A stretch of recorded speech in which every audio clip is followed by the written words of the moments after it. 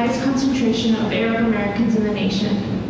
We also acknowledge our neighboring city, Detroit, as Anishinaabe territory and other indigenous peoples' land. And as being the largest majority Black city in the nation with a long legacy of African diaspora contributions. Together, we also uplift and honor the indigenous and diaspora communities from wherever you may be tuning in from today for the folks online. I also wanted to say thank you to our museum members and supporters. Your continued support helps us to continue delivering content and programming. To make a donation, learn about our upcoming programs, or to become a museum member, please visit ArabAmericanMuseum.org. We would like to thank all the sponsors who have made this program possible today, and thank you to the Michigan Lake Conservation Boards for their partnership on this event. Since the inception, the Forum has signified collective power and hope.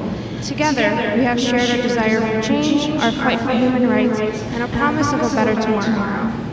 We hope that tonight's program will continue to create space for meaningful conversation and inspire change.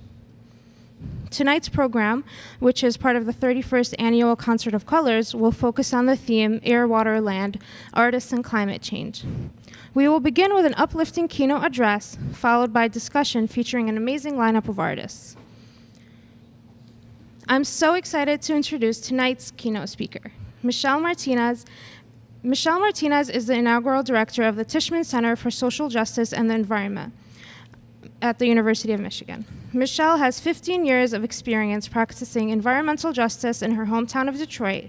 Most recently, she served as executive director of the Michigan Environmental Justice Coalition.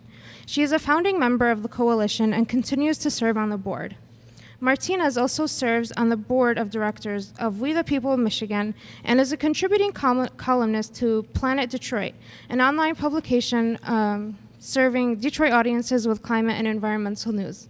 Please help me welcome Michelle to the stage.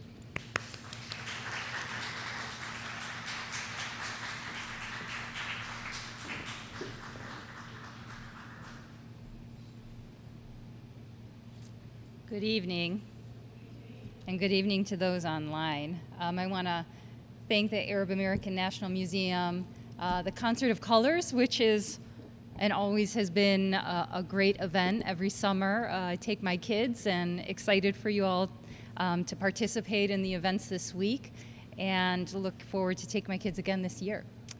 I want to thank you all tonight for coming tonight also because I know life is really hectic and we have many things to do, many competing things to do. So I appreciate your time spent together to listen to artists and about climate and how we can understand what climate change is and how art can interact with the ways that we can think about changing our world. So I'm going to talk a little bit about that intersection, right? That's the question tonight. And after spending the last 2 decades trying really hard to change the political system, I've taken a step back to do a little bit more thinking about what this problem really is. And when I came to the question, I said to myself that, I really believe art is the glue by which human relations can be better understood, that art can transmute a kind of feeling that we have. It's expression beyond words, artistic endeavors. They should seek to move us beyond just the daily habituation of transactional relationships and even the effortless destruction rendered through moneyed relationships. Art is powerful, and art can read us a new world. So I want to focus my words today on the structural and systemic reclaiming of relationship to that which is more than human, to earth, to nature, and to each other. I was introduced to these concepts of kinship and more than humans by indigenous scholars like Kyle White, Robin Wall Kimmerer, and others who express that land, ancestors, plants, animals are and have been kin amidst our commons in indigenous lineages since time immemorial, and how human relations are not apart from those kinship networks, but are one and the same. And I want to talk about how we're denied those kinship networks, and maybe offer some words about how restoring those relationships of kinship may be the only real way to advance climate justice. And I don't mean sort of in the woo-woo sense or a new age way or metaphysical way that some people sort of interpret these sciences, but in a real material sense that involves economic and social governance, and that reclaims our free association to be with one another, unmitigated by that extractive technology and the destruction that has led to a very logical conclusion of climate disaster. So somewhere along the line in human history, we were torn from our relationship to Earth. It was severed. We were taken from land. It stole our stories from us. It stole our memories, and for many of us, our spiritual linkages to land and all of her beings. Scholars link this to colonization, more strongly to the birth and the growth of capitalism and the monetization of life. Some thinkers and researchers like Sylvia Winter or Catherine McKittrick talk about this as demonic grounds upon which we must now relate within a series of transactions that throughout this process became so insidious and so pernicious that people human beings could be stratified, could be brutalized, could be bought, could be sold, could be traded. In fact, the logic of cargoing people and the disposal of entire peoples because of the rank desire for land and the privatization of that land and free labor, that logic perseveres in our society. And it's actually cemented our own understanding of ourselves as commodities. And some people would like to link that logic of colonization and slavery to the past. That, let's hide away critical race theory, let's ban it from our libraries and our textbooks. But it's still happening. That logic now is still unfolding in everyday forms, in highly racialized systems of inequality that are replicated in a myriad of social conditions and embedded within our systems. Racial inequality is well documented in healthcare, in education, in financing, housing, and more. And environmental destruction is so pervasive, it's just common sense in business. So why does this continue to happen? When we're so alienated from our relationship to Earth, we struggle to understand what Earth even does. Who is she? How vital is our relationship, which is commensal to her health? The logic of extraction is baked into this, and it is done so in daily interactions, right? Whether one buys a cup of coffee or switches on the light, we are all sort of complicit in this logic. And frankly, any individual has little idea what it takes to bring to service the full agricultural production of a coffee bean. What does it mean to grow that coffee bean?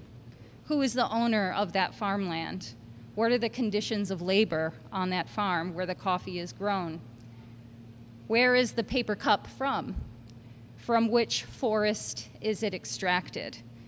It's nearly impossible. Even Starbucks workers in this year have stood up to say enough, right, to the working conditions of even pouring and brewing coffee at the very end of the life cycle of that coffee bean. If I pay my DTE bill, I know not where my energy comes from. And thanks to an absolutely nauseating set of regulatory schemas, I actually have very little voice and practically no say in the ways or the means by which my energy is generated or delivered. Even more so now than ever, I have even less say with elected officials who accept fossil fuel lobbyist money over the will of the voters. And thank you, DTE, for paying nearly every single elected official in the state of Michigan. I wonder when I turn on the fan when it's hot outside, is this energy coming from the Appalachian Mountains? Is it coming from the strip mines of the Great Plains? Is it coming from the deep wells of Marcellus Shale? Whose sacrifice is keeping me cool on hot summer's nights? Who is the woman who cares for her children in the backyard while fracked gas seeps into her water and into her lungs? There's no way that I can know who she is. Instead, a drive-through coffee is just a drive-through coffee, and I sip it because I work a 50-hour work week, right? And many people here do too, to pay debts, to earn a paycheck, to make the commute, to strive to be at a hockey game or a karate practice because I love my children. I turn on the heat on November to stay warm, and I cook on a gas stove, and I wash my clothes with a gas water heater. Right now, you can enter the logic of individual freedoms, right? The needs and the desires of the individual then absconds those demonic grounds. We've been tricked by well-financed narratives, very well-financed narratives, which blame me, a mother and a sister and a daughter, because I can't do better. I can't make more sustainable choices. It's a trick that's cooked up by fossil fuel. And for those who can't afford that extra cup of coffee, if you're a low-wage worker, or if you cannot afford heat in the winter, those externalized by the system, the public narrative bestows vicious and racialized demonization, restarting that same process of dehumanization. So here in Detroit, we only need to drive down I-75 to see what life really looks like in the life cycle of fossil fuels. And in the case of Enbridge Line 5, it threatens the greatest freshwater resource in the world. Those are extracted from Cree and Dene lands in the Athabascan region of Canada. It's piped through critical ecological centers across native land, violating treaties in multiple states. The oil that's processed by Marathon Oil in Southwest Detroit causes increased rates of heart disease and cancer in the historic Black community of 48217. In South Dearborn, where immigrants recently arrived from places where they're no longer able to sustain, to a new poisoned environment, and to Latino Detroit. It's burned and it's consumed, and the combustion is accelerating the forest fires that we all breathe, the droughts and the flooding. And yet, I can't go see my mother without getting in a car and driving, right? So capitalism has locked us in, right? It's locked us into these patterns of exchange in which neither the consumer or the laborer benefits. And the land is yet again victimized. And in most cases, of course, we know many examples where this is not true, but for daily life, most people are really unaware of where their food and their daily resources come from, right? And so this system really just creates predictive algorithms in the economy of who can survive and who can't. And we're trying to figure out, how do we reduce greenhouse gas emissions? How do we reduce carbon dioxide? But it's alienation, right? Our ability to understand Earth and our inability to reconnect back to her and to each other is really driven by a 400-year-old economic theory. And so I would argue that climate justice is actually not about switching out one technology for another, right? Though it may mitigate carbon dioxide by replacing your windows or swapping out an electric vehicle or having a backyard garden, but we may not be able to heal these traumas in our society if we do not change the way that we understand or relate to one another as living beings.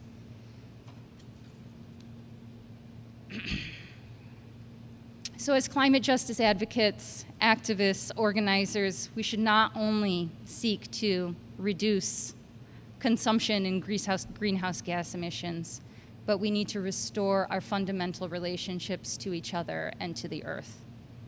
We are kin together. So what does that have to do with art? So I'm going to tell a story. When I was a teenager, I lived in Howell, Michigan. Who knows where Howell is? You just raise your hand. Yeah. So now it's quite expensive to live in, but in the 90s, it was a very rural place. The festival melons actually came from Howell, Michigan. There were still some family farms hanging on, lots of dirt roads. My relationship developed there in a place where there absolutely was nothing for teenagers to do. So my friends and I would take long drives and string together $10 for a tank of gas and some Taco Bell and take our pencils into the woods and draw trees and still life of birch bark and ponds. We would go to the cemetery and play hide and seek at night with flashlights. I mean, we were really feeling like we were stepping into something closer to one another as friends and in safe places outdoors. But the 1990s was an incredible time of social unrest, particularly in Howell, where Robert Miles, the grand dragon of the Ku Klux Klan, had died. And some of you may be old enough to remember that at that time the Klan said, you know, Robert Miles is dead, but the Klan is not. They protested in downtown Howell and also in Ann Arbor, Michigan. It was a resurgence of white supremacist terrorism. It was somewhere between the Oklahoma City bombing, the rise of the Michigan militia. I remember wondering as a young Latina really far away from my cultural home, how the world could be just so incalculably cruel. And I remember crying on the high school hallway floor with the turquoise lacquers and the bad 90s carpet, because it was just so unfathomable. My Colombian family would come in occasionally to Howell from all over the Americas, right, and have big pots of sancocho and salsa music till 4 in the morning, and barbecue late at night under the stars, and laughter and dancing and family together in a small town in rural Midwestern Michigan. And I remember how dark the stars were, how dark the clear nights were, and my feet would be stained with mud and with mulberries running around in the woods. And somewhere amidst those nights of food and music under the stars and in the woods, there was culture, there was kingship, there was connection, and you can imagine feeling free again in a moment. And so I'm here with you all in a moment of global stark alienation, of debt and mass death. And yet still we all hold the power to see and recreate beyond these cages. And that is the role of the artist. The role of the artist is to bring voice to those non-monetary, non-commodified exchanges of interpretation, of meaning, of belonging with more than human beings, with spirit, with human relations, asking us, how can we belong again beyond these prisons? It's the activist's role to take that art and to transmute it, transmute that meeting into action, and the organizer asks, how can we do this together for everybody? So building in the smallest way, you'll hear from us some of those artists tonight, and I'm so glad to be amidst them who are visionaries truly and working to change the way that we understand the world. Because dynamic collectivism is the most critically important piece of climate justice. And it is the most difficult because it demands that we work to self-govern a collective wellness. That means accountability and adaptability. It means we must think of all of our kin in shaping the future, no matter where you come from or who you love. We have to think creatively how to break investor-owned monopolies who hold the keys to these cages in hidden offshore accounts, who gamble our pensions away in high-stake financialized returns. In breaking those cycles of alienation, we break domination and hotbeds of hate. So I welcome these artists in asking these questions. Where are the voices that bring the strength to our communities to imagine the spaces and places? How can we hear it? What does it speak? And who do we need to be to make this violence totally improbable, impossible again forever? So thank you.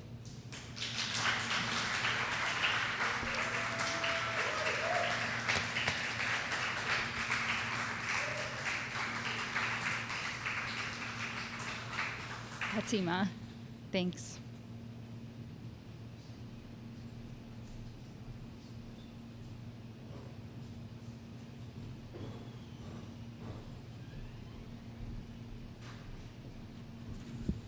Hello again. I think we should give Michelle another round of applause because that was really moving.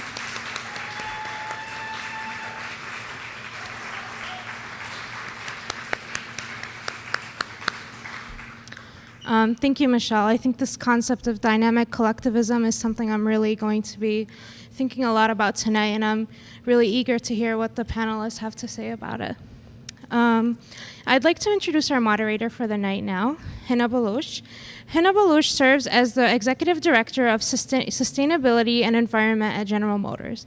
Before her current role, she held a variety of positions at GM and has previously worked in the bilateral trade and diplomacy field with a British government organization focusing on trade, education, and diplomatic ties between the UK and Central and South Asian countries.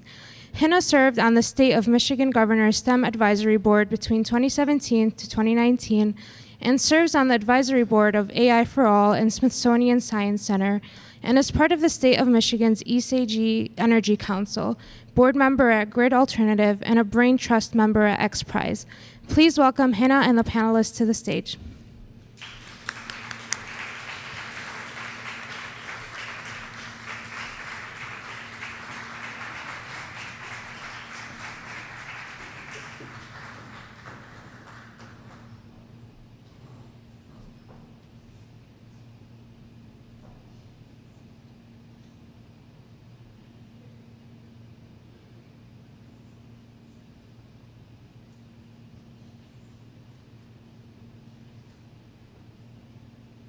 One on? I think this one's on. Is this on? Yes, now it is. Right, thank you so much, Arab American Museum, Fatima, Diana, everybody for giving me the opportunity to moderate this panel. Also, Michelle, your talk was so eye-opening. I think I need to sit with my thoughts for a minute after that deep talk. I almost feel like I can't talk anymore after hearing all of that. It was so, so powerful. And I think what you said around dynamic collectivism would probably be a theme of the evening tonight for us, and hopefully we'll touch that point through all of your work as well. So this is my, again, great honor to be here.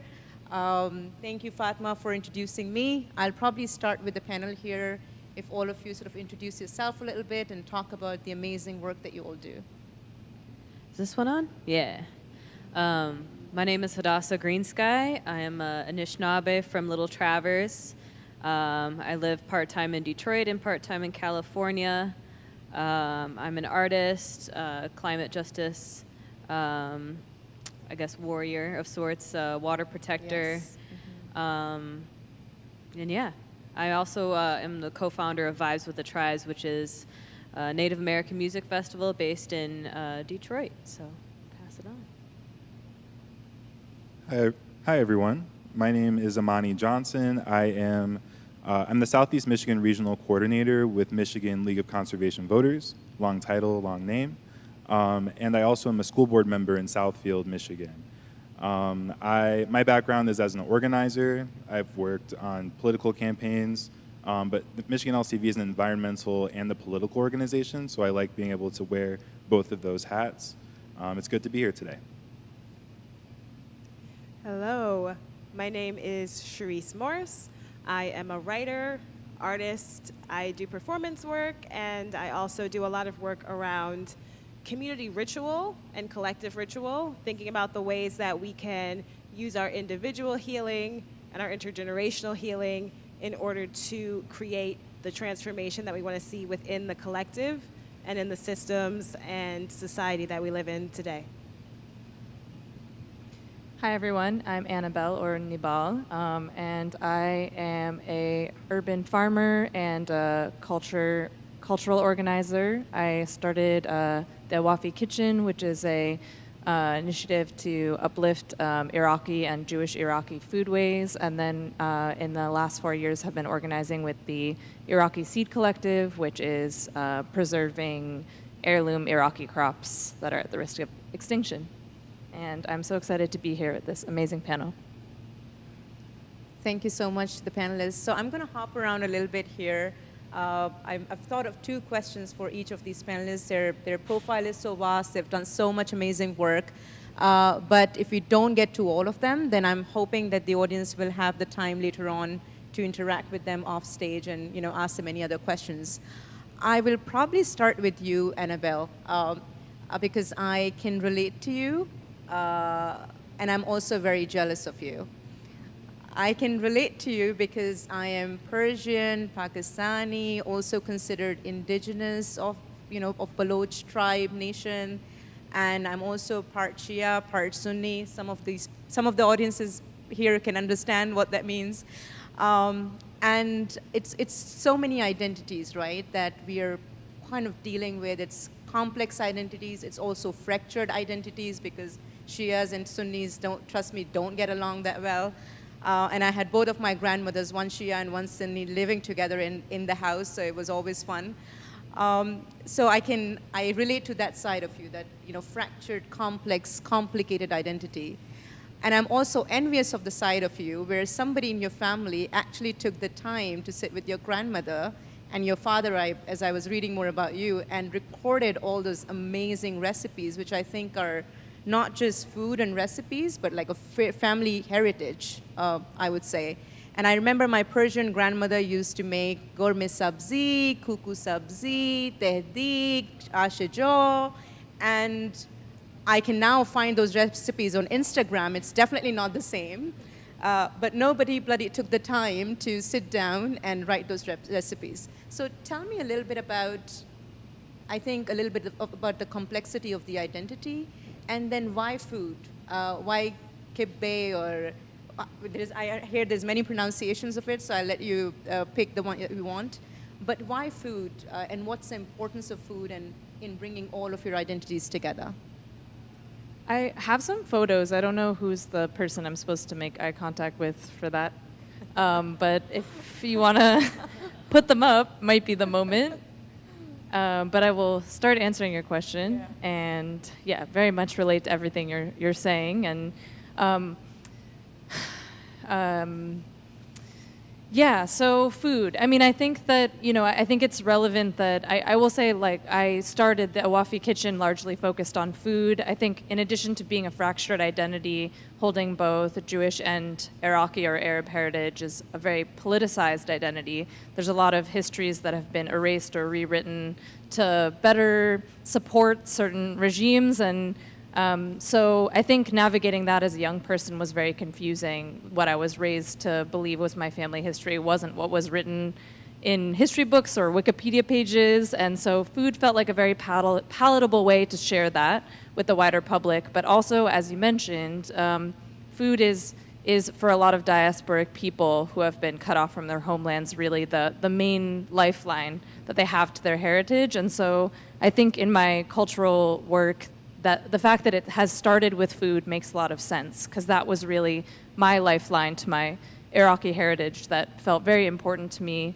And so, a lot of the recipes, there were some index cards of written recipes, and I am so grateful to my family for carrying on that legacy. But as many, diasporic people know, most recipes aren't written down. They're passed down by aunties, and you have to sort of decipher it. And so the process of doing it in a more formal way and actually recording them was, part of the process. And, a lot of those recipes were ones that I grew up eating or were nostalgically referenced as ones that we didn't get to eat anymore being in diaspora. And so, next slide. Yep.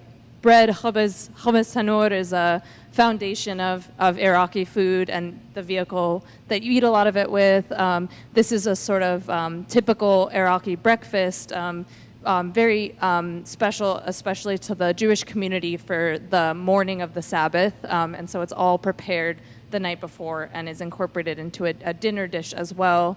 But, I was creating the food and sharing it for myself in deepening my relationship with my heritage, but also coming from a real loneliness. I was saying I haven't spent that much time in Detroit, but to be here, it's so special that there's such a deep Iraqi community here that is not something that most Iraqis in the U.S. experience. And so it started as a need for myself and my culture, but also to try to find others. And I think Awafi Kitchen really served that for me and allowed me to build a community, and that is what led to my work with the Seed Collective, and that came out of a place of wanting to build with others and recognizing despite everything in diaspora that has told us that we are different, like you're saying, Sunni, Shia, Jewish, Christian, whatever, there's so much in that region that has been told to us that we are opposed to each other and that we don't belong with each other,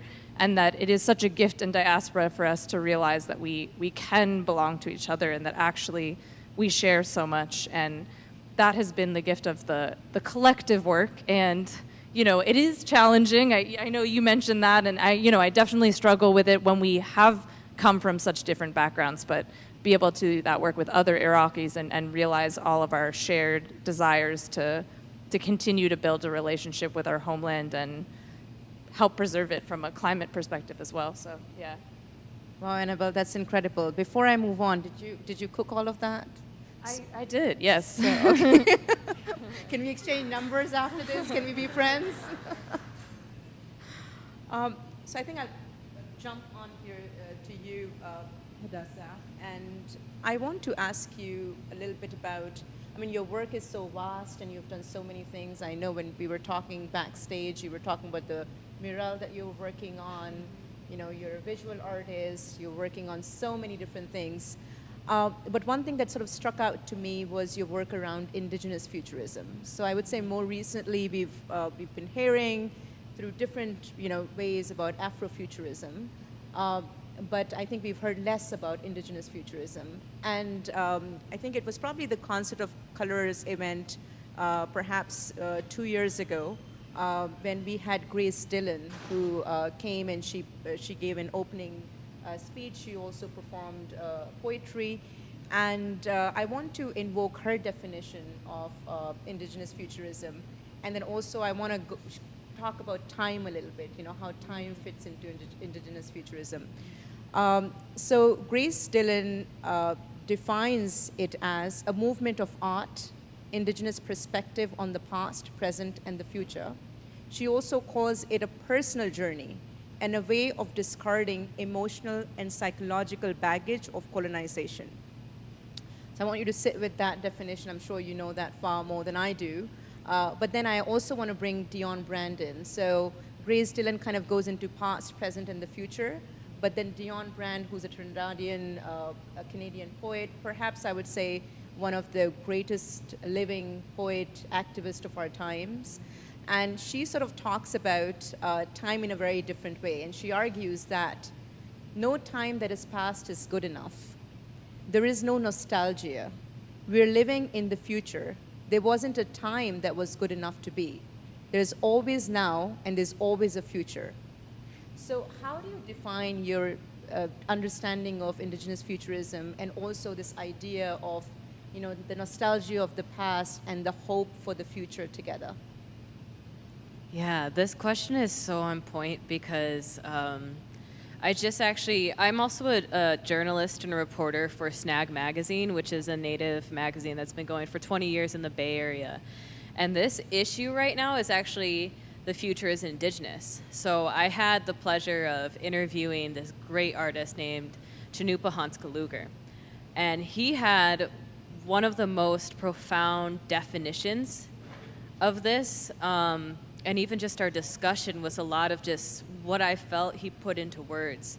I think the first thing to ask is, what is indigenous? And then what is time? Like, what is this idea of future? Because these are definitions that have been put on us, right? And I think a lot of indigenous folks struggle with these definitions, these really hard lines. Indigenous to me, I'm Anishinaabe. Our people never really identified themselves as quote unquote indigenous. We were just always the people pre-contact. So when it comes to that, I would say what this word kind of applies to is the folks that understand earth-based practices and understand going back to that, because everyone here is descended from indigenous people. No matter what you believe in, no matter where you live now, everybody here is from an indigenous culture, which they had earth-based practices. And then going into this concept of time, time is really measured by, of course we have clocks now, but it's also measured by experience and connecting with each other, through different experiences. And when it comes to time, this idea of futurism, future, past, present, and future, I think is more of a web, because it's all relational. Everything is relational. For my people, the futurism is the fact that we experienced an apocalypse, essentially, are still thriving, and now are gathering that information from those who lived before the apocalypse, taking it through the apocalypse so that we can inform the distant future. And thinking at the farthest end of what my imagination can possibly fathom of the most idealized and most beautiful world that we can think of, with all those earth-based practices in mind, is I think what indigenous futurism is to me. And I think I'll probably, as you were responding to this, I was thinking, how does the emotional and psychological baggage of colonization disregarded or discarded in the indigenous futurism? I think they really try to talk down our technology as indigenous people. And one of the most basic, not even just indigenous, if we go back to just humans, the very first technology that we had was communication. That is a technology. What we know as technology now is really this reduced down, simplified version of what this technology is. Technology going into those earth-based practices and going into how we have these regionally specific all over the world means of survival. Nowadays, technology is this mechanism, and it takes away completely from the relation and the connection that was always in our technology. That's brilliant. Thank you. So Amani, I'll shift to you here and ask you a question. I think your work is very near and dear to me. I've done a lot of work at GM around climate justice. We announced, I would say 2 years ago, worked together, did a lot of board presentations to get $50 million approved for grassroots-based climate justice work. I also have a lot of personal experience in this space because I grew up by the Arabian Sea, and when you grow up by the sea, your life and livelihood is the sea, right? Water is life for you. And as I was growing up, from child to when I would say probably in my teens, I realized that because of commercial fisheries being expanded, because of water sources being controlled by a lot of power companies coming in, the sources being contaminated by power companies coming in, the fish and the water were contaminated. And Michelle, you were talking about how human and non-human species also play a role in the climate. And I think there is a book, I'm not sure, I think it's either Ursula K. Le Guin or if I'm forgetting the name here, but she talks about if fish could talk, what would their narrative look like towards human? Would we still be considered the highest in the hierarchy of all the species, as we've kind of self-ascribed that notion that humans are at the top of the pyramid? So Amani, I'm very interested from your perspective. So in my community, I can tell you that as the Arabian Sea became more commercial, as the water started to get contaminated, the livelihood was impacted. But at the same time, the other side of that was the social and the societal issues that were coming up, like issues like domestic violence were increasing, issues like mental health were increasing, drug abuse was increasing as economic sources were dwindling. Tell me a little bit about, from a very Michigan perspective, how do you see the impact of climate change in the community at a very local level, not looking at it from a full Earth perspective, but from Michigan neighborhoods perspective? So I think the fish would not think we're at the top of the food chain. But I think Michigan is a lot like what you were describing. Our industries that we rely heavily on are fishing, farming, and tourism, maybe a little bit of manufacturing too. And I think that when we're talking about the intersection of the economy and the community and the environment, they all sort of tie together, because if environmental issues are economic issues, Because if you have someone, we have a lot of people who work in these industries. They work in the fishing or agriculture industries, and their jobs are directly tied to what's happening with climate change and to the environment. And then even if you asked earlier about, if we're about urban areas and how it impacts us, and we all eat food. And that's it. That's why why we're all impacted by that issue. I think that there's some other things that are caused by, I think that those things are not in harmony. Our economy, our environment, and our communities are not harmonious. And I think that some of the causes of that might be economic. We might be disproportionately impacted economically because we have an over-reliance on one industry, for example. So if Michigan was over-reliant on tourism as our one source of income, and we experienced something like the COVID-19 pandemic and people weren't traveling as much, we would experience severe economic issues in this state. Also, when it comes to local communities, this lack of harmony makes it difficult for us to hold corporations accountable that are impacting these local communities, that are responsible for PFAS contamination sites, or that might potentially at some point in the future be responsible for an oil spill. So making sure that these communities have the power and are able to advocate for these issues, I think, is the #1 thing to do. Oh, that's brilliant. And I think as we go on in the conversation, Amani, I would love to explore the solution side of that with you as well, and how political organizing and community work helps with that. And Michelle, I think you also presented some solutions in that, so we'd love to explore that a little bit. I would like to move to you, Cherise. So I should say I'm in awe of your work, because I spent probably very late night last night past my curfew, sort of looking at all your amazing work. And this such an incredible idea, which I think has existed for as long as humans have existed, right? This idea of collective healing and coming together to heal. And, when we're young, we kind of, and we were talking about it a little bit backstage, that when we're young, we kind of see the practices of our family, of what our grandmothers are doing as kind of traditional, either too religious or too boring or whatnot. And I was telling Cherise that as I was growing up and going in a Shia Sunni household, lots of fun. But the Shia side of it, and it's actually today, I think it's first Muharram, my grandma would not approve of the color of my pants.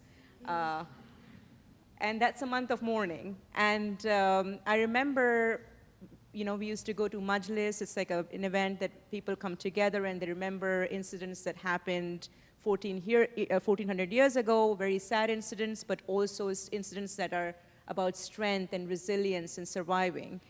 And my mother would, you'd go, you sit and you cry. Basically, a story is narrated to you and you sit and you cry. And I used to ask my mother at the time, again, my ignorance, that why are you crying about something that happened 14 years ago? Why are you still sad about it? And how do you bring yourself to cry about it?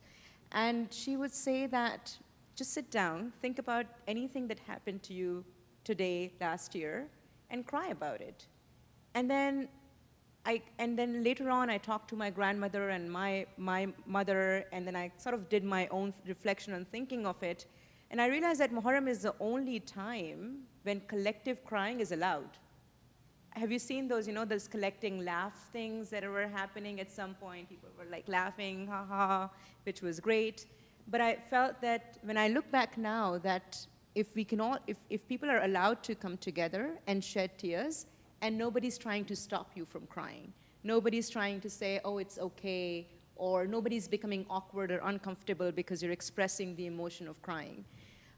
So I think, Cherise, your work really connected with me at a personal level from that perspective as well, and it took me a long time to understand the power of collecting crying or collective mourning that happens during the month of Muharram. So just tell me a little bit, how has it been for you in your work? How does that process of sort of cathartic community coming together to celebrate, to cry, has become a tool of healing in the backdrop of everything that we're hearing around climate change, right? Floods, heat waves. We are seeing what's happening. We're talking about what's happening in Vermont. So where you're in India right now, where Delhi is under flood, or you're in Pakistan, where last year, the flood flattened much of the coastal belt of the country, including my village. How do you see that this sort of collecting, healing, and coming together play a role? Yeah, thank you so much for that really insightful question.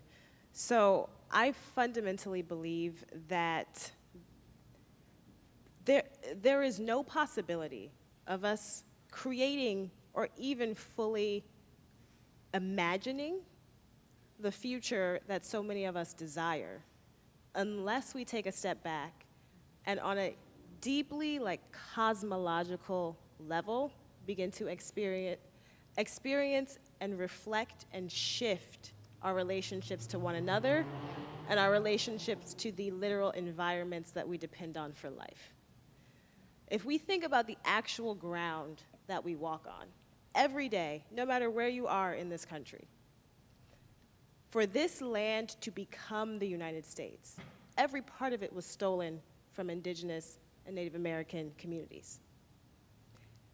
For this land to become the United States, the infrastructure that set up this country to monopolize the world in the way that it has was built by enslaved Black people.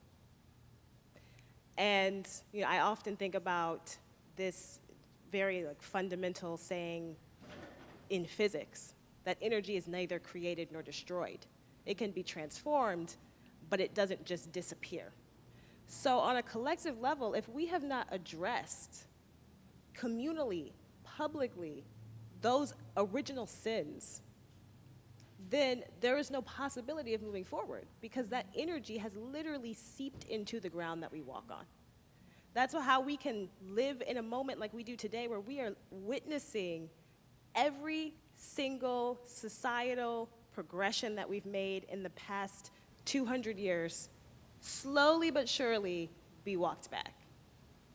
And so I think that this process of collective reckoning and collective ritual is fundamental to the sort of collective transformation that then even makes us capable of creating the societies that we want.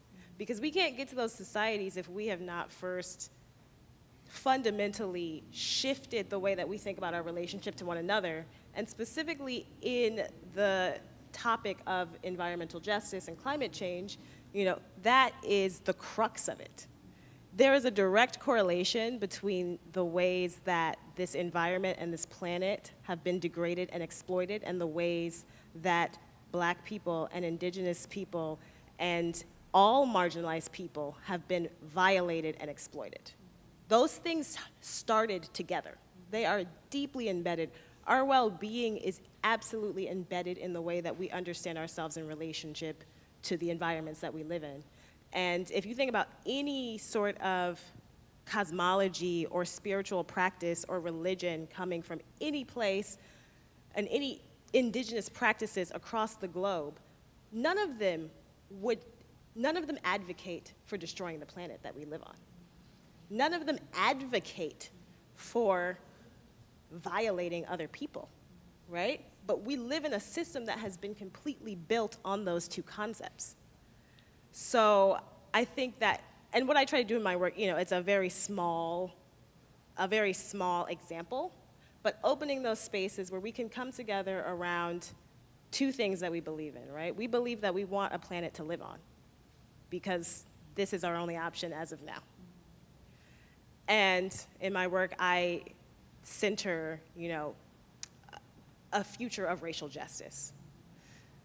And so coming together around those two things that I hope everyone believes in.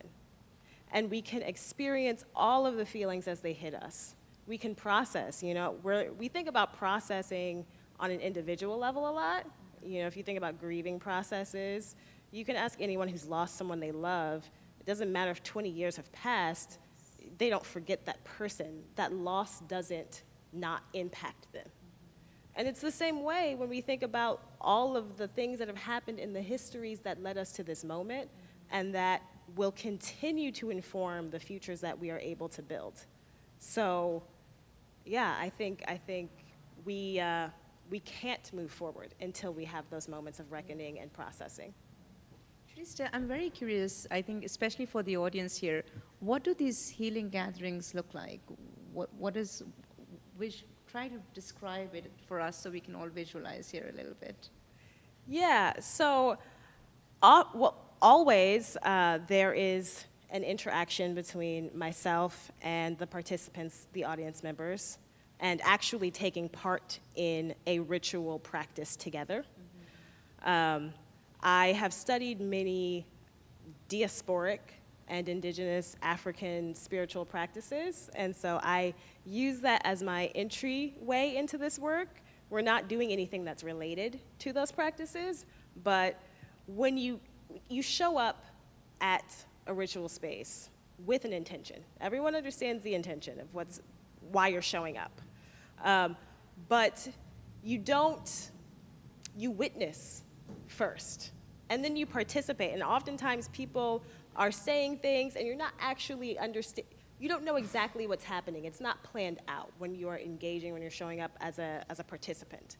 So I use that background and those experiences to inform my work. So people are showing up with the intention of witnessing this thing that is about these two topics, but they are not sure what that means. And I think in that space, Malidama Patrice Sommet, who is a really brilliant thinker and ancestor now, who worked a lot with introducing indigenous African spiritualities and technologies to the Western world, and affirming them as actual forms of knowledge. He talks about the ritual space and the fact that because you are simultaneously inside the ritual space and outside of it, and in that space, it opens you to a sort of catharsis that is not available in other aspects of life. And so that's what I'm striving to do in my work, to open us to a catharsis and a feeling in that moment, and whatever that processing means for people, so that we can then carry that forward into the other places and spaces that we interact with. Thank you for that, Cherise. And hopefully I'll get an opportunity, the audience here will get an opportunity, the panelists here will get an opportunity to join one of these ceremonies. So maybe there is a way for us to find out how to join them, and I'd love to come. Annabel, I'll probably move to you here with a tough question, but then an easy one, because I want you to be my friend, because you cook, and I can't cook to save my life. On the tough question side, I'll go a little bit, I want to invoke the work of Sharif Shahanan. I don't know if you followed his work. He's European, Black, Arab, all of those identities combined. And he writes, I want to tell you what for me it has been like. To speak at all, I must occupy a position in a system whose positions I appear not to occupy. So that's sort of leading to my tough question here. You're kind of in the intersection of these identities that are very political, very politicized, and oftentimes you're asked your position. So what is your position on this issue or that issue? How do you manage that, that kind of a push to take a position? And then how does food comes into that conversation? That's my tough question. My easy question is, what's your must-eat menu while you're in Michigan Dearborn? Okay. Can I start with the easy question? Go for it, girl.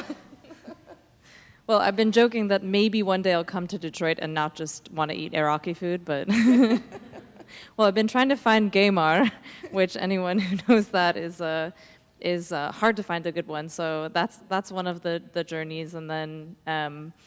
Yeah, just this morning, just generally like a really good out of breakfast is like such a treat, and so that feels like the quintessential meal I want to have here, then followed by some Yemeni coffee at one of the many Yemeni coffee spots. I love going to Al Tayyab's. I don't know if anyone's loves their breakfast, Al Tayyab. That's where we went this morning, so yeah.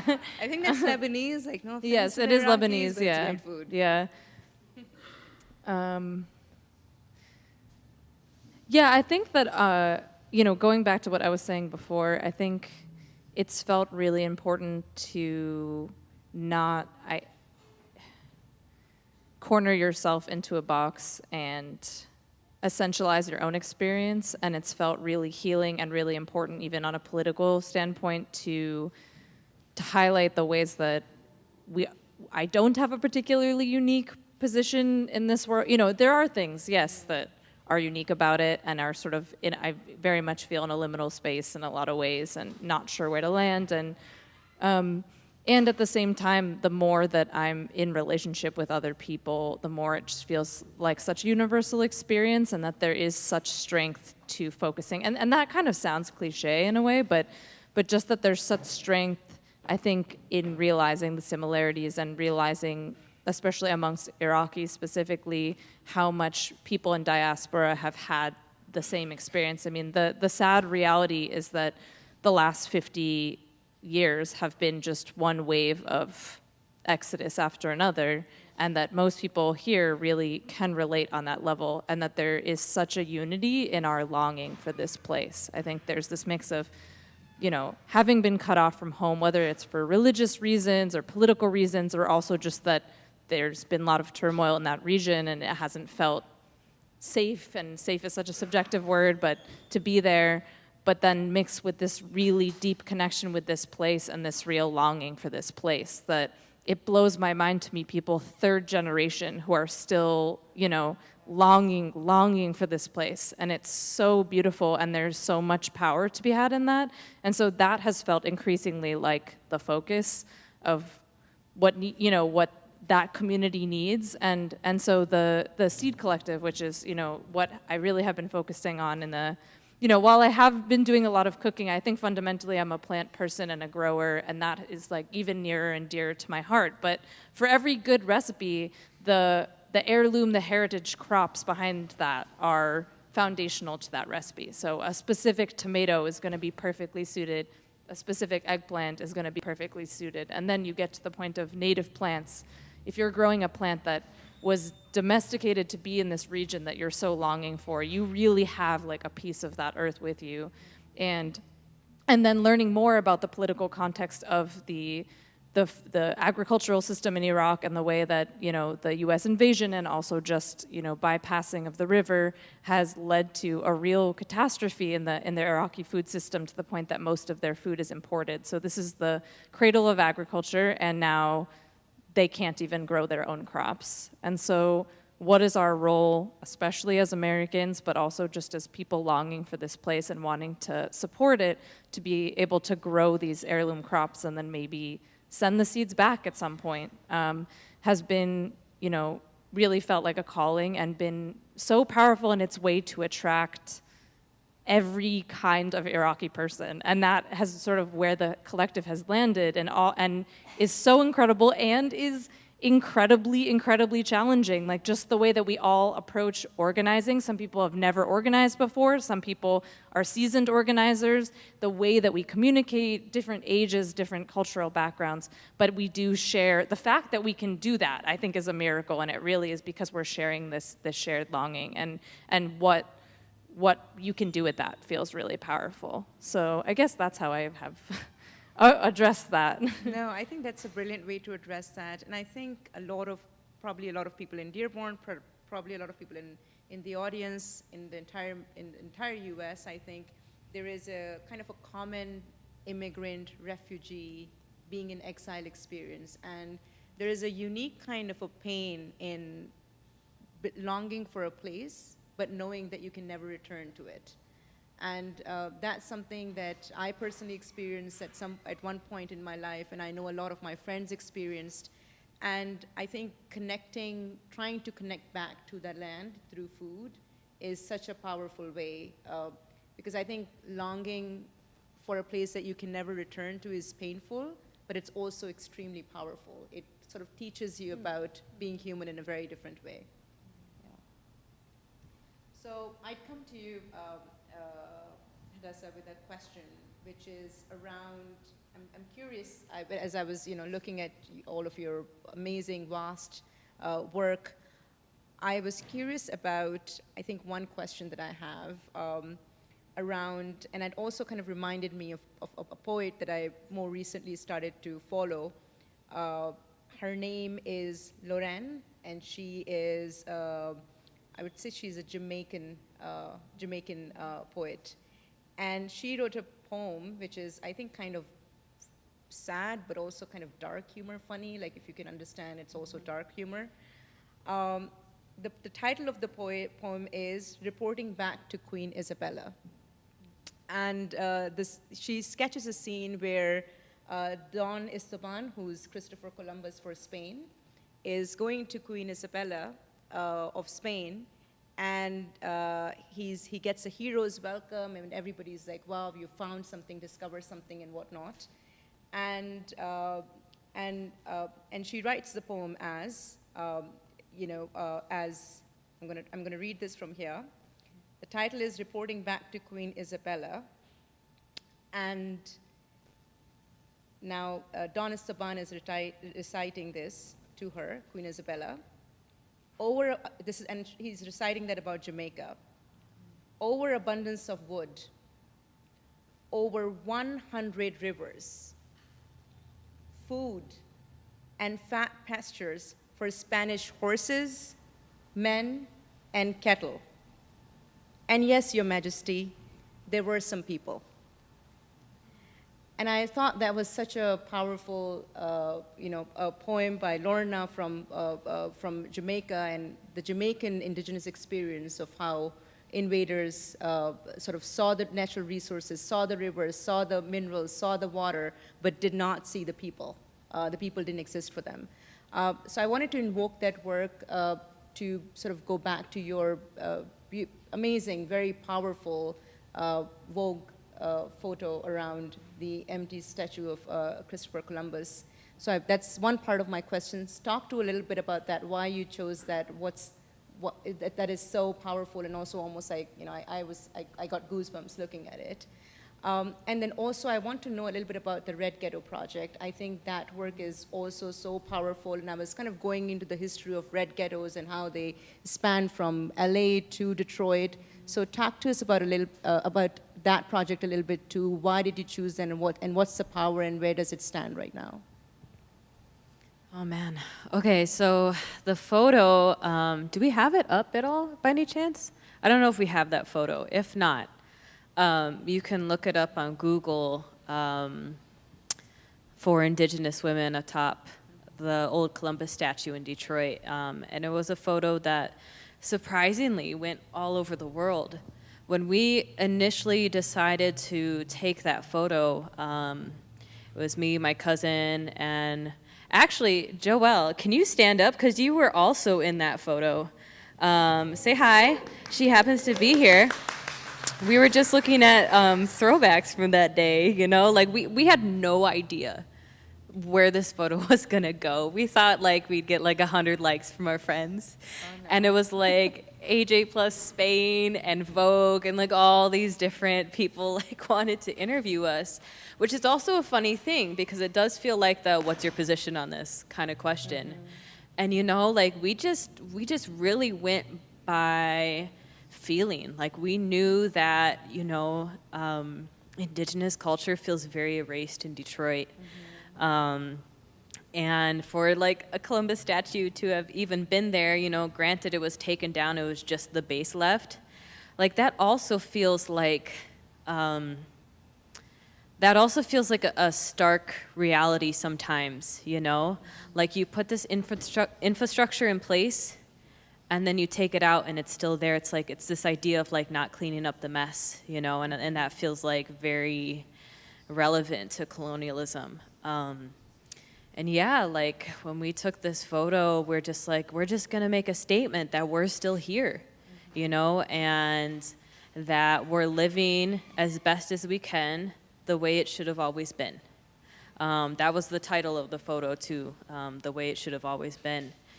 And yeah, the way it resonated with people was, it just blew me away. It really did, because that was 2020. That was the year you know, one of the years I think I felt very seen as an Indigenous person. Now, like 3 years later, there's a lot of push for our visibility and for our voices. And that felt like a very pivotal point of that moment. And there was a lot of things that kind of even added up to that year. You know, Standing Rock and, you know, off the backs of the generation before us with AIM and the Alcatraz occupation. And, you know, for us to feel, I guess, relevant in this day and age was just something we never really felt before. And it was powerful. And to even be published in Vogue, like I had no clue that was gonna be a thing, you know. But yeah, it also felt just like I almost want to cry thinking about it, because I can't imagine like my mom or my aunties or my grandma like having that kind of visibility and it being received in such a good way. You know, because historically it had been like there was so much scrutiny towards our existence.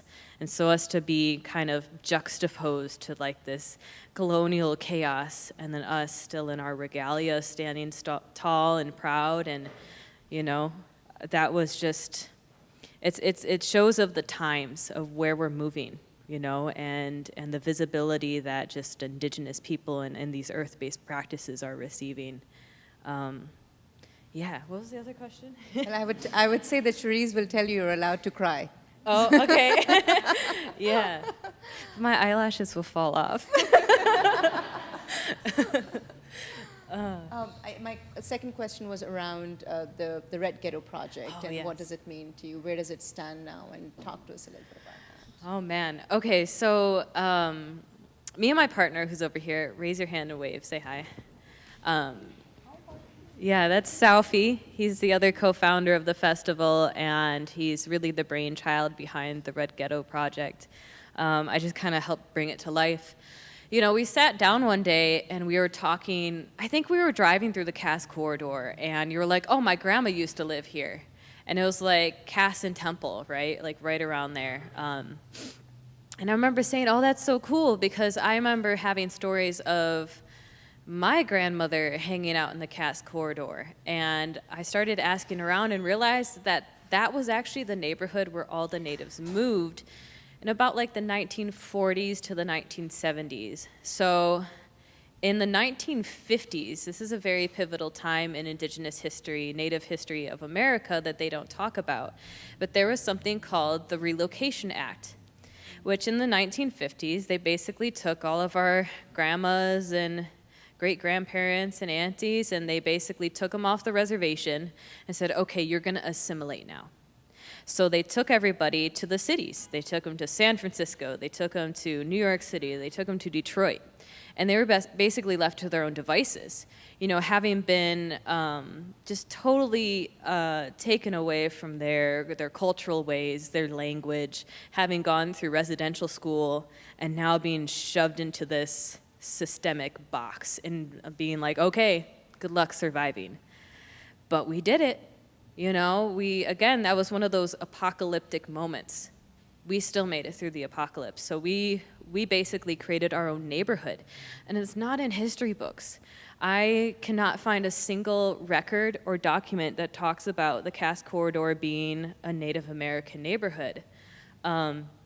So I was like, we have to get our stories together. We have to interview elders and do something, because people need to know this history can't die. And I also feel like it's such a beautiful example of resiliency. And we need that encouragement in the far future as well. If somebody can say, hey, my great-great-grandma used to live in Detroit in the Red Ghetto, and they made it because I'm here, that's powerful to me. So yeah, it's on YouTube if you look it up. It's called The Red Ghetto. Please watch it. It's about 4 minutes. It's a short documentary. We're actually working on a longer one that'll be about 45 minutes to an hour. We'll see where we get with that. We want to create an album, a sort of concept album around that time. You know, and gosh, I just remember all these stories of like my mom and and my grandma and my grandfather just like hanging out in the city, like just this concept to me is sort of indigenous futurist, you know, because like just imagining like my relatives like sitting in like Harry's bar. I don't know if you know what that is. It's like a total sports bar now. It didn't used to be. It used to be like a bar where they'd have music. My grandma was a pianist, and my grandfather was a jazz trombonist. And so they met each other through that bar, and just like imagining like everybody in the bar speaking their indigenous language, like that was a reality in the 1950s in the Red Ghetto. And I can't even fathom that. You know, I'm struggling now at this generation to even like speak my language. And so that feels like, even though it happened in the past, it feels futurist to me because all those things are relational. So how do we make that happen again? I'm you know, like most of us are pledging a more of a sober lifestyle, but even within like some sort of community space, like just hearing our language among young people and just casually is like it's so futuristic to me, you know? So, yeah, so that's why we started that project, and we're still continuing to work on it. And yeah, you know, that's part of our technology as Indigenous people is storytelling. That is a technology, that is a science, and this is part of that study, you know, because it talks about our relationships, it talks about how we got here, you know? So, yeah, there'll be more with that at some point, and I just want to say that the Detroit Historical Society is actually talking with us about potentially having markers within the Cass corridor that talk about this, so we get to learn more. Yeah. But go look it up on YouTube because I really want people to watch it, tell people about it, and then stay tuned because we will have more. I saw that video and I remember one line that sort of stuck with me. It said something like, "We were here before concrete." Yeah. And I thought that was so powerful. Amani, I'll probably ask my, I think, last question of the evening, and then maybe Fatma, if you want to open it to the audience for questions, however you want to take it. But I think, Amani, I'm very interested with, as you were talking, you know, backstage about the impact that it has on the community, the climate change impacts the communities at the bottom first. Talk to us a little bit about the solutions. Where are the solutions coming from on the community side, particularly around the dynamic collectivism that Michelle talked about, Ursula K. Le Guin's collective back theory that we talked about. How is the community coming together to find solution, to sometimes even create pressure? And what kind of political advocacy, what kind of community work is happening that you think gives you hope for from an indigenous Afrofuturism, I think all of us, people futurism perspective, gives you some hope about the future that that sort of work will bring change to the society? Yeah, that's a really great question. So the key is supporting those communities and giving them the tools and the education they need to advocate for themselves. And I think that I just started with Michigan LCV in January, and I've been inspired through a lot of the work that we're doing. Michigan LCV will contribute or grant funds to grassroots organizations or local communities that are working on certain issues. So in Southeast Michigan, one of those is Oakland Forward.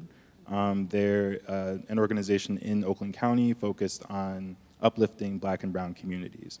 And the organizations, as well as the people in these communities, know best what they need and what their environmental issues are. So it makes sense to go to those grassroots organizations in those local communities and give them those financial resources to tackle X, Y, and Z. I think on top of that, it's about actually doing the work as well. So a lot of what we do is supporting issues that are happening in local communities. So someone will come to us and say, hey, this is happening, it's a big issue, can you get involved? Can you help us recruit people to show up here? And we do that. We do trainings. A lot of what we've done recently is around utility accountability in Southeast Michigan and around DTE energy. So we do public comment workshops that help people in these communities we train them on what to say and do when they go and speak in front of elected officials or in front of government bodies to advocate for themselves. We've done town halls in Pontiac, for example, around this issue, and then signed those people up to attend MPSC meetings or coffee hours with their legislators. So really, I think it's about connecting them to the right resources and actually being there to do the work as well.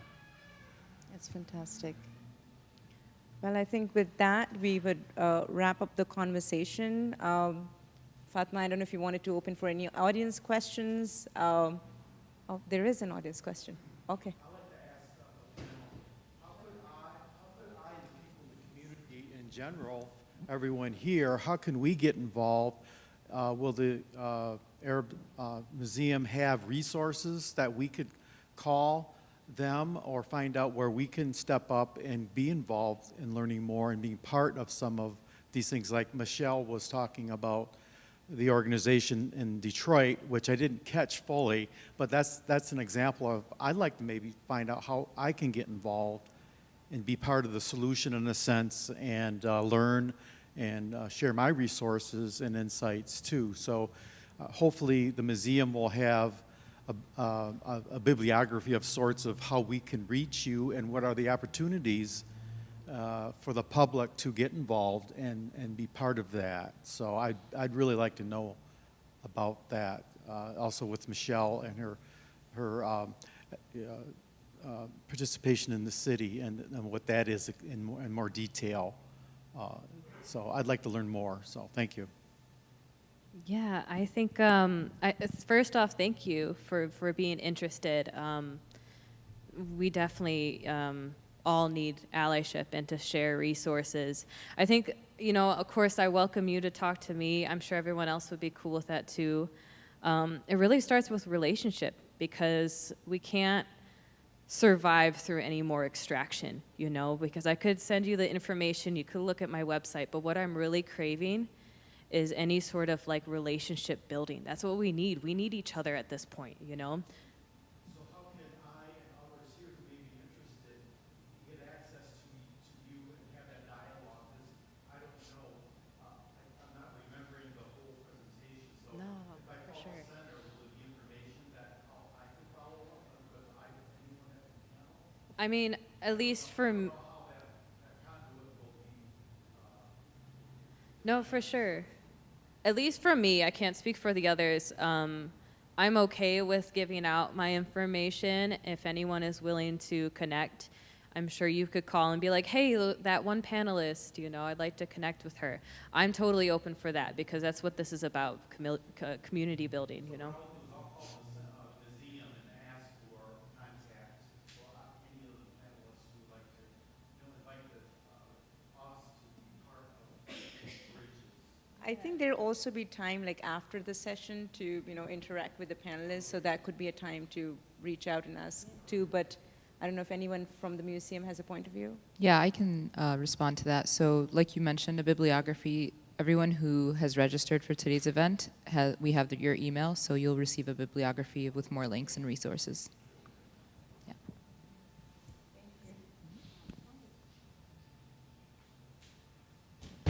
Oh wait, one more question, two more questions.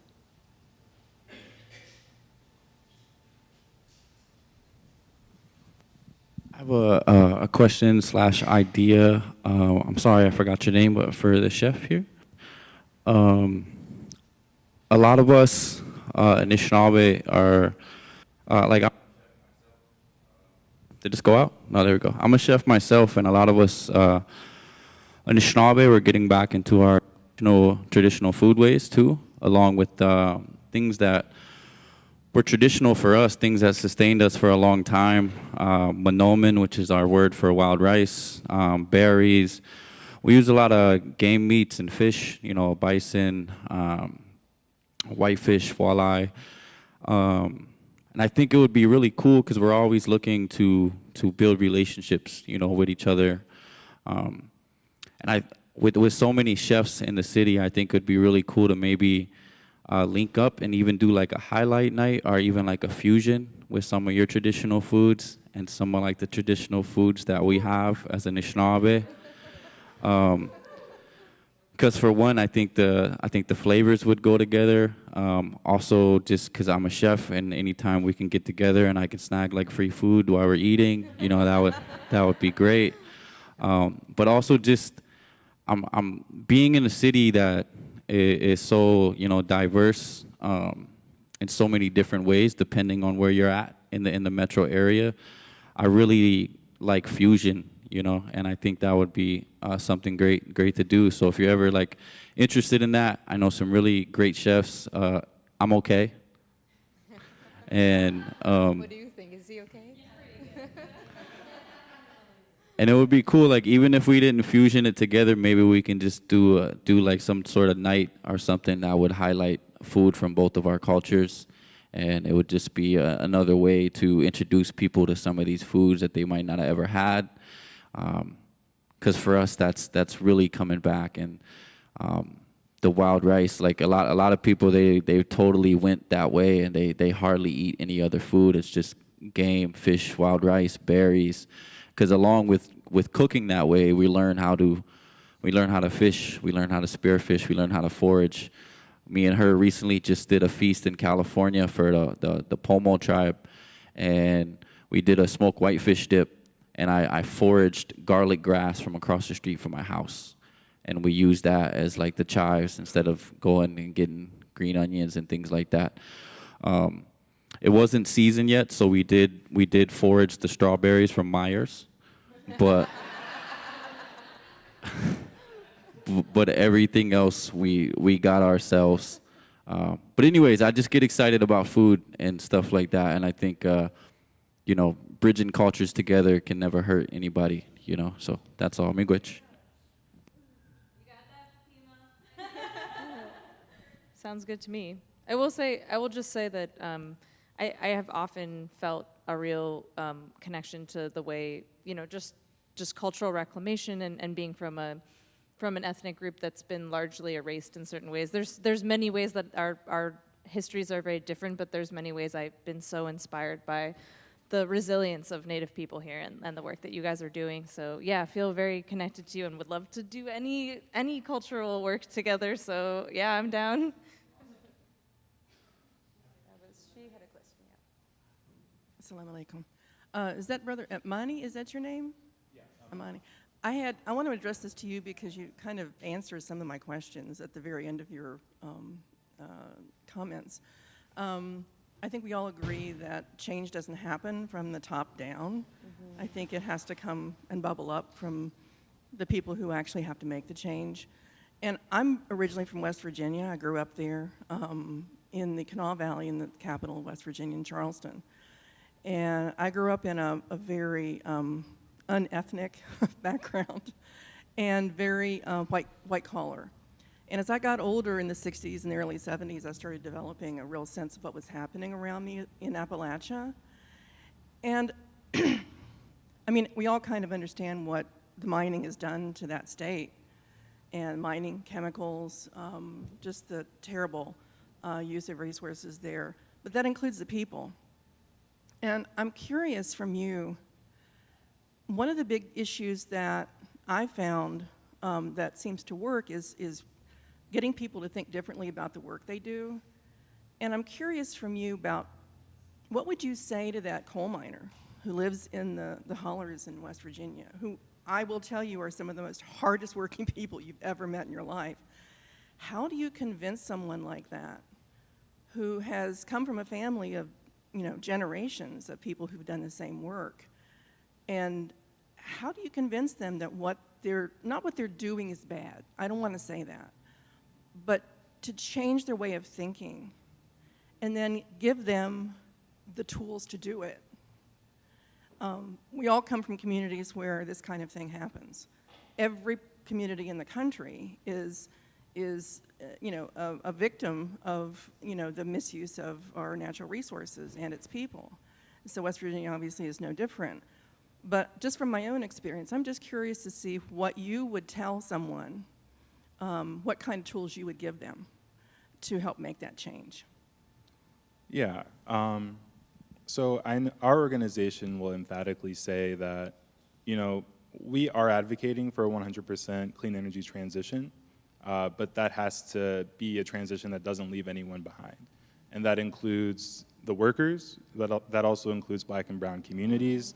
No one can be left behind in this transition. But I will also say that environmental issues impact all of us.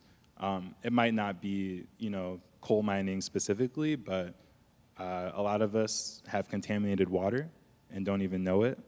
There's PFAS in our contact lenses. Pollution impacts us all. The potential for an oil spill in the Straits of Mackinac is something that impacts all of us and our families and our children. So I think relating to people on that level, where they feel it personally, is the way to go.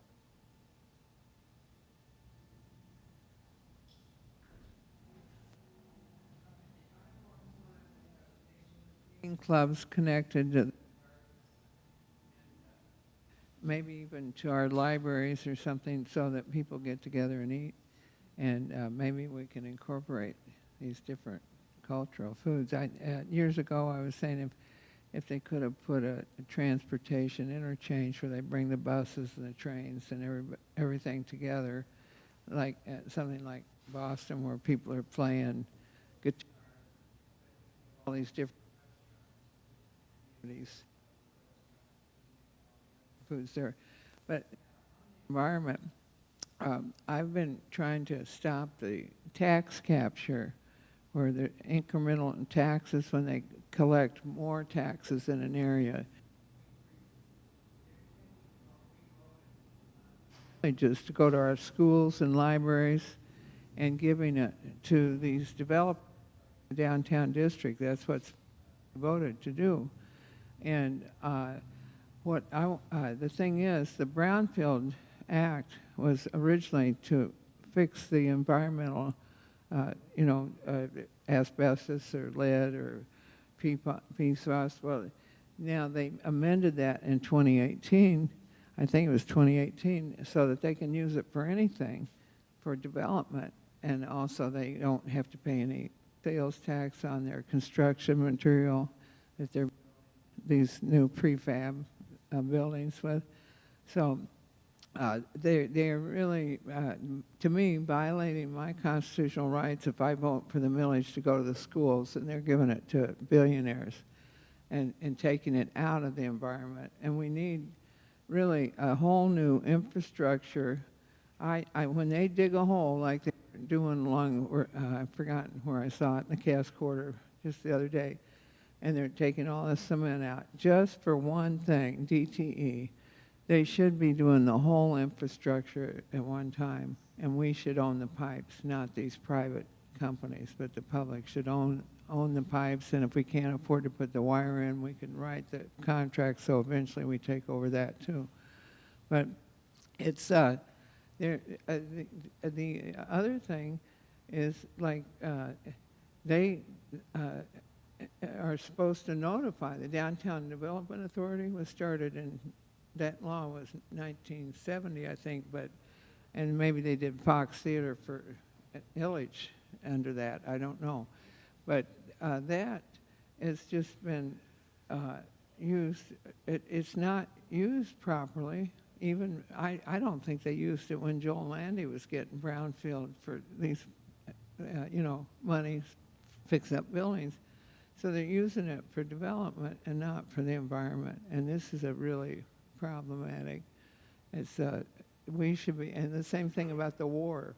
Why are we putting all this money into war or to buildings when we need to build an infrastructure that's sustainable for everybody? And it's just, anyway. Wow, you should have been here on the panel with us. That was so much brilliant information that a lot of us didn't know. Amani, do you want to respond? Sure.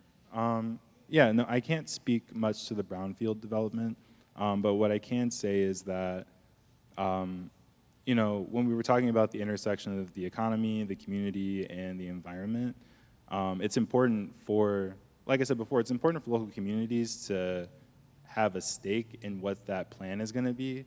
So, like, we were talking a little bit earlier about how billionaires can't come in and save the day and solve all environmental issues because, and one of the key reasons is that we want local communities to have a voice as to how we address those issues in their communities. We want there to be buy-in amongst the people that live there and the elected officials.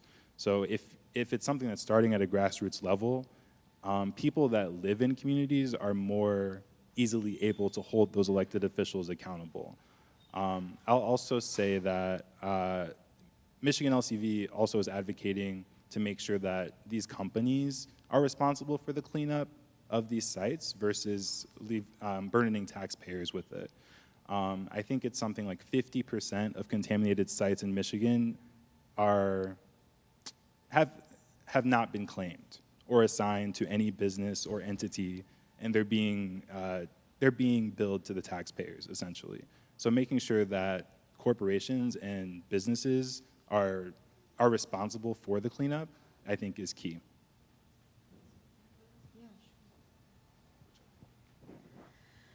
Yeah, so this is more of an indigenous perspective. It more than likely is a reality as well. We should not depend on any sort of systemic change. You know, there was some guy that I was like talking to on the internet whose house is in the Sacramento Valley. And they're like taking away the dams, which there used to be a lake the size of Lake Michigan in the Sacramento Valley. They dammed it up and they totally dried it out. And now they're wondering why there's flooding happening. And they keep pointing, these folks that were talking to me, they kept pointing to the government to save them. Now, any of these systems are not gonna save you. Like, let me make myself very clear. These are the systems that have caused this level of damage. In human history, what is sometimes known as mythological stories, every culture in the world has had a flood. And the reason that we know in every culture that there has been a flood is because humans have gotten out of hand. So now we are in another state like that, where Mother Earth is doing what she does best, and she is rebalancing it. She does not need help. We just need to go along for the ride. So now that we know that we're still in an apocalypse, we're at the end of the world, guys. Welcome to it. Join the ride. It's terrifying, but it's also extremely hopeful because we've made it through the end of the world several times as human beings. So that being said, don't rely on the system. Instead, rely on yourself and on your community, because all these things are going to collapse. These are, pieces, some of these, implemented programs that are a little more conscious about climate change are just slowing down the train that is about to crash, And that is the reality. What we need to do is save seeds and really think about how we're going to prepare for the end of the world, because how do we survive in this regional landscape? That is what everyone should be asking themselves. How do I teach my children how to survive in this regional landscape? Because the government is not going to help you. They're not going to give you funds to move your house when there's a flood and they've built a whole city on a floodplain. It's just not a reality. This is the system that has extracted from us, So they're the ones that are causing Mother Earth to erupt the way that she is. There will be floods. There will be tornadoes. There will be fires. Things are going to get a lot worse. So the question is, what are you going to do about it? Because you cannot, in any sense, rely on any of these systems, any of these companies, or the government whatsoever. So, and we've been, well, it's been prophesized by so many indigenous cultures. This is what's happening, So there is a new wave of community, just like bringing community together, And I do think that through grief is very powerful, because the people that are not letting themselves feel the grief are the ones that are just going forward like nothing is happening. Let yourselves feel the grief and let it change you.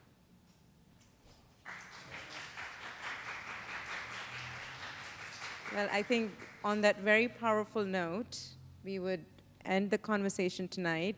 If there's more questions, hopefully we'll get the time to interact with the panelists later in the evening and interact with them, build relationships, ask questions. Thank you so much for being such a brilliant audience. Thank you so much for giving us the time, for listening to us. And hopefully we'll meet again and at the museum on a different forum. Thank you.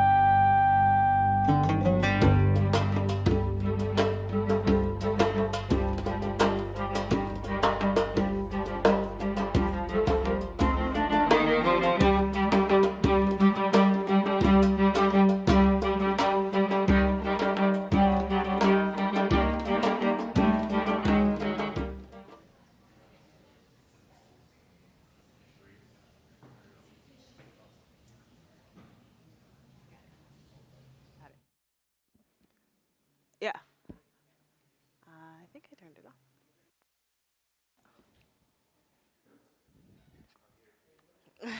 I think I clicked it. Did I get it? Yeah, it's good. Cool. Testing. Testing. Testing. Testing.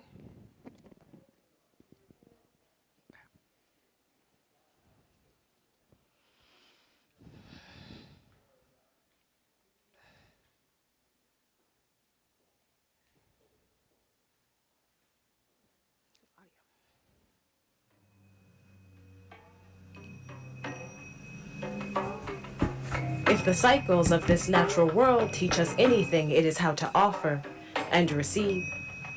In the water, as it ebbs and flows, undoing and redefining its shores, there is an offering and a receptivity. In the fire, as its flames unfurl and retreat, bringing light and shielding darkness, there is an offering and a receptivity. In the earth, as it mounts and tumbles, bearing sweet fruit and making use of bitter decay, there is an offering and a receptivity. In the air, as it cools and warms, tilting towards the heavens and wafting towards the hereafters, moving us forward to future horizons and facing us to look back at the past, there is an offering and a receptivity. In blackness, the drudgery of its labors, the dungeons of its encasement, the fertility of its ingenuity, the furtiveness of its resistance, there is always both an offering and a receptivity. We have died by the seas and the floods, by the waters withholding and the waters deluge, but we have also been born by the river, dipped our heads beneath the water's edge to be rebirthed, found cleansing and healing in its encompass. We have been burned by the fire and the riots, and surrendered to the devouring nature of the inferno, but been catalyzed by its fury, used its flames to fan our rebellions, gleaned in its embers the reflections of idols of our past, elevated our ancestors in its blazing light. We have been bruised by the land, lost our lives to its fields, had our graves unsealed, known the alienation of its cold. But we have also learned its hidden passageways, turned its weeds into remedies, made homes out of nothing and a way out of no way. We have been deprived of the air, found ourselves muttering, I can't breathe, more times than can be counted, suffocated by the force of a single action or the culmination of days of stifled breath. But we have also reified our belief in heaven, found inspiration in each inhale, transcended this plane with our dreams and our ideas and our imaginings. We have taken flight. With the waters of our ruin came the waters of our release. With the fires of our demise came the fires of our uprisings. With the earth of our bleeding came the earth of our blossoming. With the air of our weary came the winds of our hope. A system built on the exploitation and destruction of human life also depends on the exploitation and destruction of the natural world. A system built on the exploitation and destruction of the natural world also depends on the exploitation and destruction of human life. And in this blackness, we have seen the ways this system has exploited and destroyed human life in order to exploit and destroy the natural world. We have seen the ways the natural world has been exploited and destroyed in order to exploit and destroy human life. But still, in spite of this and because of it, we have held on to the rootedness of our ancestors, their unfathomable magic, and their unwavering understanding of us as divine reflections of the infinite, as the same power to make change happen which brings into being the great gifts of this planet, the building blocks of all life, the water, the fire, the earth, the air, the spirit. We are from this earth and of it, a reflection of its lessons and its blessings, its unbreakable will and its uncontainable spirit. The same God which gave us the water gives us the strength to feel. The same God which gave us the fire gives us the will to win. The same God which gave us the earth gives us the opportunity to evolve. The same God which gave us the air gives us the possibility to be free. And as sure as the water will always flow, as sure as the sun will always burn, as sure as the earth will always turn, as sure as the air will always drift, we are sure to one day be free. In physics, no Notions of blackness are miraculous, infinite, boundless in their power. Blackness is mighty, preeminent, integral to the foundations of this universe and everything we can ever understand about it. Blackness is transcendent. In our ancestral knowledges, before so much of this blackness came to be, we understood the miraculous, infinite boundlessness of the cosmos as the substance of the life force within us. This transcendence is our power, this boundlessness our inheritance. If our study of energy, a thing too extraordinary to find any one source of origin or any definitive ending, has taught us anything, it's that we too are never ending. We are more eternal than any system or its inequities. This country did not make us, and it will not break us. Though these violences have indelibly shaped our past, impacted our present, and informed the requisites for our healing and our dreams for the future, this system did not create us, and it will never destroy us. And all that blackness was, could be, might become, there is an infiniteness beyond anything which could ever fit within the parameters of a framework built on limitations. And as sure as the ancestors who gave us life, as certain as the ones we'll give life to, as undoubtable as the boundlessness of our origin, our freedom is not only promised, but in process. The only way to make it is to cross it. The only way to transcend it is to shed it. The only way to be free is to hold on and to let go. To hold on to the reverence of all we've ever known, of ourselves, who we were, and how we came to be, and to let go of all the chains we've ever felt laid in place. To reach within and see beyond, to know the past and be with the present, to trust the future and come back home to a freedom we've never known. To be as untenable as the water, as unpredictable as the fire, as unassailable as the earth, as unstoppable as the air, as unburdened as the ancestors who existed before so much of this blackness came to be, as undefeatable as the ancestors who had its confines thrust upon them, as untethered as the cosmic light of their renewal waiting to be reborn again in human form. To be black in this country has been to live in spite of and in the face of death. But with the ancestors of my lineage 1,000 strong in their witness, with every million molecule in this body, every billion unlived wish, every billion unfettered dream, every billion unanswered prayer, every billion undiscovered possibility, we take blackness back. We claim blackness for all it was and would be. We call upon blackness for all it could be and might become. As constant as the water flows, as steady as the fire burns, as resolute as the earth sits beneath my feet, as sure as the air is to always wander. With this faith we claim ourselves as our freedom. We come home to our inheritance, to live and love and feel and dream and be free. If the cycles of this earth teach us anything, let it be that even as the water has been poisoned, and the fire has been misused, and the earth has been abused, and the air has been tainted, no person, no concept, no construct can undo the blessings of this life. No person, no system, no framework can undo the force of life within that black soul, a thing too holy to ever be contained.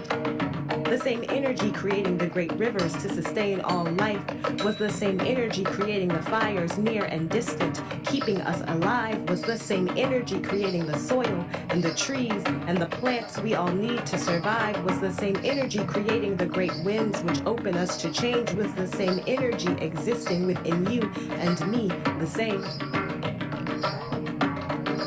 We come back to the rhythms of this earth. We come back to the boundlessness of all we are. We come back to the ancestral wisdom within you and me lives the power to make change happen, the portal to God, the cycle of transformation.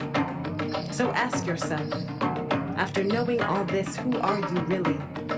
Who are you beyond everything this society has ever told you of yourself? Beyond the ways it has shifted and sorted the various parts of you, beyond the fragmentation of cultures too rigid to accept you in your fullness. Who are you when you're infinite, eternal? In this space, I pray we find transcendence. I pray we create something more lasting than a momentary happiness or reprieve. I pray we recover an enduring relief. I pray we come home to be free. Let us find the wings to fly. Let the trees which sprout from our flesh and bone exist forever. Let the fire which holds us carry the warmth of the sun. Let the waters which birthed us open us all to transform. And let us inherit this earth and build a different world, a world of love, not hatred, a world of hope, not despair, a world where we come back to the wholeness of our eternal nature, where we come back into alignment with this earth and all her glorious blessings, where we return to our inheritance, our ancestral wisdoms, and once again come to know ourselves as people of the water, of the fire, of the earth, of the air, of the spirit, where we without interruption dream, which is to imagine, which is to transform, which is to be free. Let us inherit this earth and build a different world, a world where we are free to be and believe, where give and take is no longer a burden but a grace, where we can exist in the fullness of all we have been, could be, might become, as life force brought into being, a force of nature which could never be contained. Let us revolt and rebuild. Let us transform and transcend. Let us come back home to a freedom we've never known but always held within.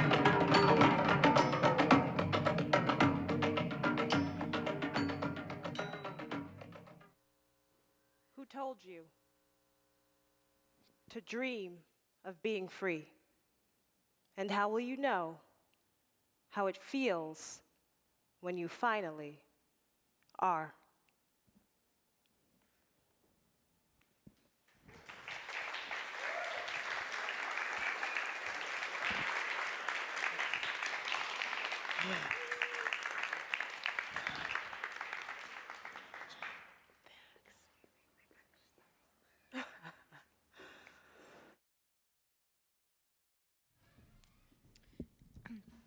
Thank you, Cherise, for that moving ritual. Thank you, everyone, for joining us for tonight's event. Be sure to check concertofcolors.com to hear more about the exciting events happening in Detroit as part of this wonderful festival. There's going to be music, vendors, more talks like this, and a whole lot more fun and dialogue happening across the weekend. Thank you to the Concert of Colors, and thank you again to you, everyone. Have a good night.